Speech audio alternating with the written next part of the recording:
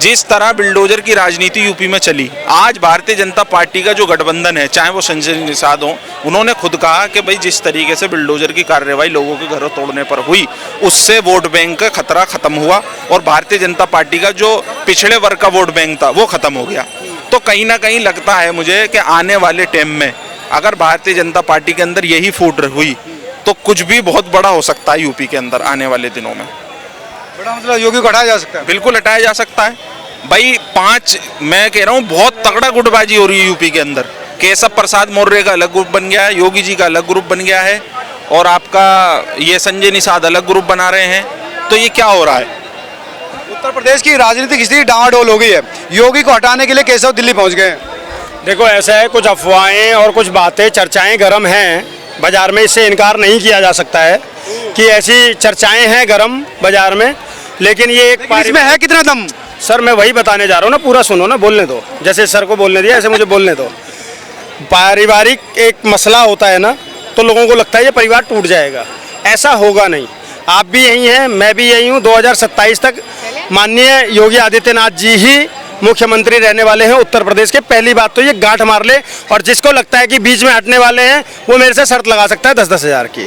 ठीक है, 10 हज़ार की शर्त अगर लगाओ तो सुनिए, इन्होंने शर्त की बात कही है क्योंकि अभी हम जो है अभी हलचल है। मैं 2 दिन का समय मांगता हूँ, आपके चैनल पे ही आऊँगा डिबेट के लिए। 2 दिन बाद मैं शर्त लगाऊंगा भाई से। 2 दिन में खेला हो जाएगा?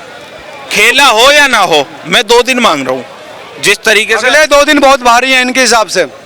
सर भारी तो हर रात होती है, अगली सुबह का किसी को पता नहीं होता, तो वो तो एक अलग बात हो गई। मैं एक आपको बहुत छोटी सी बात बता दूं, चाहे केशव प्रसाद मौर्य का अलग गुट बना हो, चाहे ब्रजेश पाठक का अलग गुट बना हो, चाहे निषाद जी का अलग गुट बना हो, योगी का एक ही गुट है और वो गुट है उत्तर प्रदेश की 25 करोड़ जनता।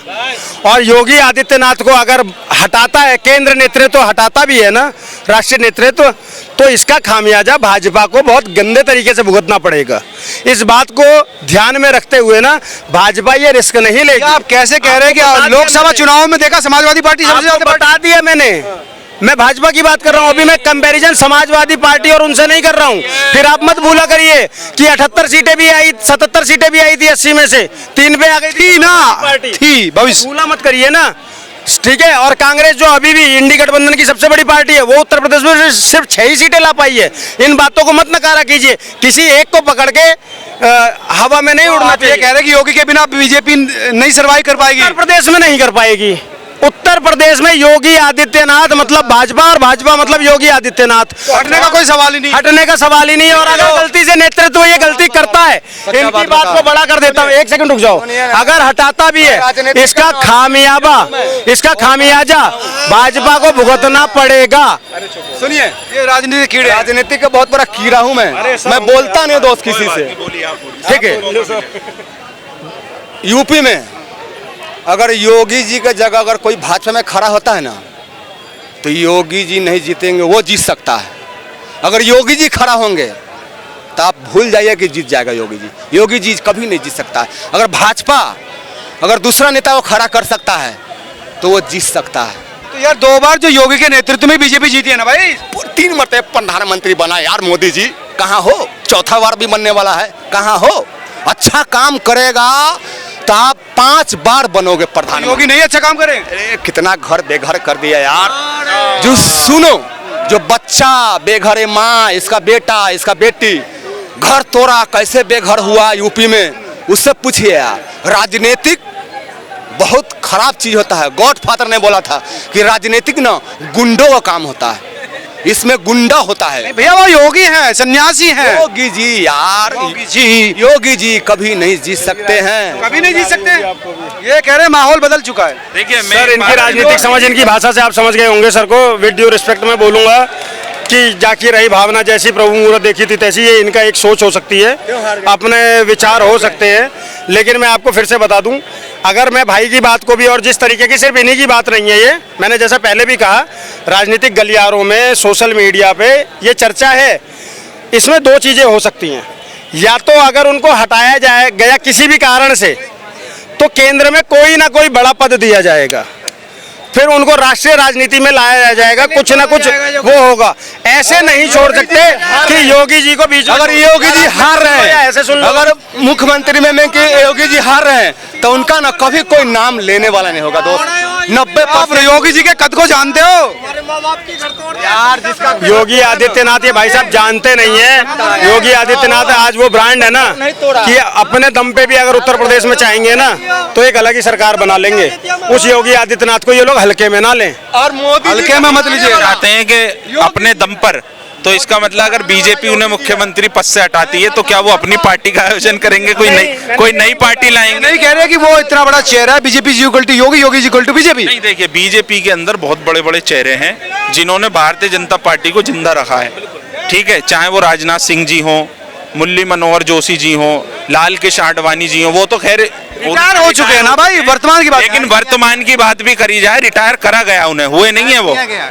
किसी पार्टी के मजबूत व्यक्तियों को साइड लगाकर एक आदमी फ्रंट लेवल पर पार्टी के लिए काम करेगा तो आप उसे रिटायर नहीं कह सकते। अब सचिन तेंदुलकर की योग्यता टीम के लिए अलग थी, विराट कोहली की अलग थी, और उन दोनों की योग्यताओं में कुछ प्लेयर ऐसे थे जो अच्छा खेलते थे। मतलब आपको योगी से भी बड़े चेहरे दिखते हैं अभी उत्तर प्रदेश में? बोले सर, क्या बात कर रहे हैं आप? 2 नाम बता दो, कह रहे हैं 2 नाम बता दीजिए। सुनिए, योगी जी से जब जवाब मांगा गया यूपी में लोकसभा की हार के ऊपर, तो योगी जी ने क्या कहा कि भाई जो केंद्र का कैबिनेट है ये जिम्मेदारी उसकी बनती है, हमारे कहने से टिकट नहीं बांटे गए। ये कब कहा योगी ने? ये थोड़ी कहा। नहीं, योगी जी ने कहा, स्टेटमेंट दिया, पढ़ना आप, हमने खुद देखा इस चीज को।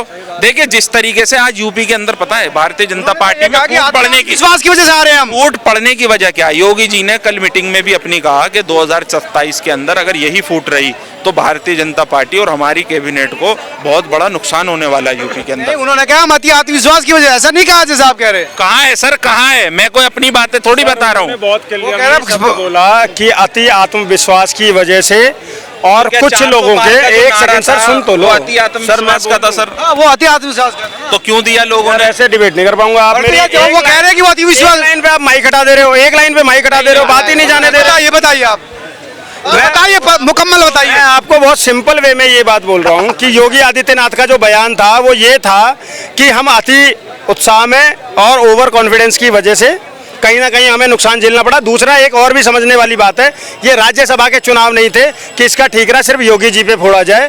कारण इसका ये है 10 साल की सरकार में इनकम्बेंसी आ जाती है, ठीक है, बावजूद इसके फिर भी भाजपा का प्रदर्शन इसलिए अच्छा था कि फिर भी भाजपा की 240 सीटें आई पूरे विपक्ष के से ज़्यादा, तो इसलिए। लेकिन वो अपना आत्ममंथन कर रहे हैं, हर एक मुद्दे पर विचार किया जा रहा है।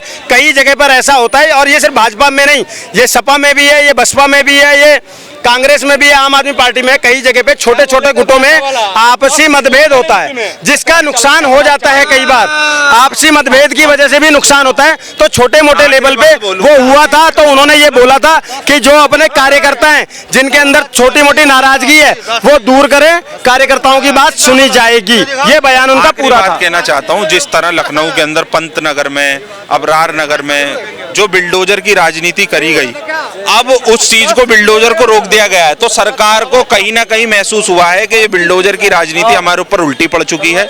जिस तरह लखनऊ के अंदर खास तौर से बीजेपी के वोटर, उन्होंने खुद कहा कि 1986 से हम भारतीय जनता पार्टी की पर्ची काटते आ रहे हैं 1 रुपए की। जब मोदी जी प्रधानमंत्री बने, योगी जी यूपी के मुख्यमंत्री बने, तो उन्होंने कहा कि हमें गर्व हुआ, हमने पटाखे फोड़े, हमारे बच्चों ने मिठाइयाँ बांटी कि आज हमारा नेतृत्व योगी जी करेंगे यूपी का। तो आज हमारे ही घरों पर बिल्डोजर चलाया जा रहा है, आज हमारी जमीनों को अवैध बताया जा रहा है। वहाँ जरा जरा से बच्चे क्या बोल रहे हैं कि हम किसी से नहीं डरते, हमारे मकान पे चढ़ाओगे उससे पहले हमारी लाशों पे गुजरना पड़ेगा। ये बुलडोजर की जो कार्रवाई है ना, उसका नुकसान हुआ है सर। देखो, नो डाउट कि कुछ चीजें, एक सरकार में 25 करोड़ की जनसंख्या, आप सबको खुश नहीं रख सकते हैं। कोई एक पॉइंट गलत भी होगा और कोई पॉइंट एक सही भी होगा। पंतनगर के अंदर में बुलडोजर रोका गया है, तो सिर्फ बुलडोजर नहीं रोका गया है, उसके साथ में ये आदेश भी दिए गए हैं कि जांच किए जाए, क्योंकि वो उस प्लान में आ ही नहीं रहा था। तो ये जांच की जाएगी ये किसके आदेश से ये चीजें की जा रही थी, क्योंकि जिनका अपना स्वामित्व है उनके मकान नहीं तोड़े जाएंगे, और जिनका स्वामित्व नहीं है जिनका कब्जा है या कुछ वैसा है, उनका अभी भी ऐसा नहीं है। देश कानून से चलता है, बुलडोजर अवैध चीजों पर चल रहा है तो उसमें दिक्कत क्या है? अब ये चीजों पर चल रहा है, 60-65 साल से वहाँ लोग रह रहे हैं, क्या वो पानी सरकारी जमीन को लेकर वो देते जाए उनको? क्या वो पानी नहीं ले रहे, क्या वो बिजली नहीं ले रहे, क्या वो लोग टैक्स पेयर नहीं है? क्या वही लोग, वही नेता जो उस इलाके के अंदर वोट मांगने आते थे, फिर तो वो भी अवैध है सर? उन लोगों को भी अपनी गद्दी पे से उतरना चाहिए। देखिए मैं क्या कहना चाहता हूँ, देश के अंदर अगर कोई कब्जा करी हुई जमीन है, कोई गैंगस्टर है, गलत तरीके से उनने अवैध तरीके से अपने महलों को तैयार करा है, बिल्कुल बाबा बिल्डोजर चलाएं।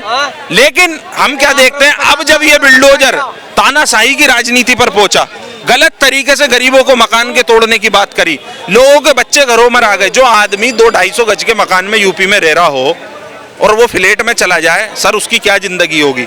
वो तो जहन्नुम से भी बदतर जिंदगी बन जाएगी उसकी। कब्जे हो रहे थे तभी कार्रवाई सरकारों को करनी चाहिए थी। अब 50 साल 60 साल से वो लोग रह रहे हैं तो कैसे छोड़ दें? मैं फिर बोलूंगा, सिर्फ कब्जे नहीं, कई बार ऐसा होता है, कई बार ऐसा होता है आपके घर बने हुए हों और एक बड़ी सड़क निकालनी है तो उसके लिए, और ये सिर्फ भाजपा सरकार नहीं कर रही है। आज से पहले मैं बता देता हूँ, जौहरीपुर के अंदर में कांग्रेस की सरकार थी, लोगों के मकान बने हुए थे, कितने लोगों के 25-25 गज के और 50-50 गज के टुकड़े थे।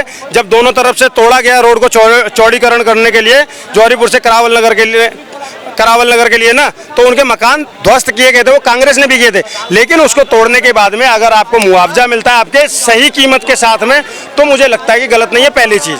तो दूसरी चीज, मुआवजा भी नहीं दे रहे ना सर ये गलत बात है, मुआवजा नहीं है ना, मुआवजा क्यों नहीं दे रहे हो आप बताइए? लोग, मैं नहीं कह रहा है, नगर की भी बात की गई है ना, तरीके से अकबर का ओपिनियन आ रहा है वहाँ से, जो न्यूज़ों की टीम पहुंच रही है, जिस तरीके से वहाँ खबरें, सरकारी जमीन पर है ना दिक्कत, वो कह रहे हैं सरकारी जमीन पर है, भाई निजी कंपनी नहीं है। मैं मानता हूँ, जब वो मुआवजा कैसे मिला, तैयार हो रही थी, जब कहाँ थी सरकार तैयार करती है, और फिर उसके बाद 60-65 साल से वो लोग वहाँ रह रहे हैं, क्या आपको वही जगह मिली है वहाँ से रोड चौड़ा करने के लिए?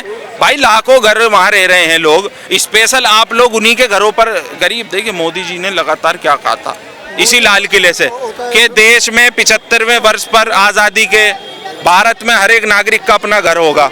आज हम क्या देख रहे हैं, जिनके हैं उनके खुद तोड़े जा रहे हैं। तो सर कहीं ना कहीं भारतीय जनता पार्टी बैकफुट पर आ चुकी है। ये बार बार, एक सेकंड सर मैं बोल लूं, पार्टी ये सिर्फ और सिर्फ ना, ये सिर्फ और सिर्फ सोशल मीडिया के जरिए ऐसे बाइट देकर और विपक्ष के द्वारा मिसगाइड किया जा रहा है।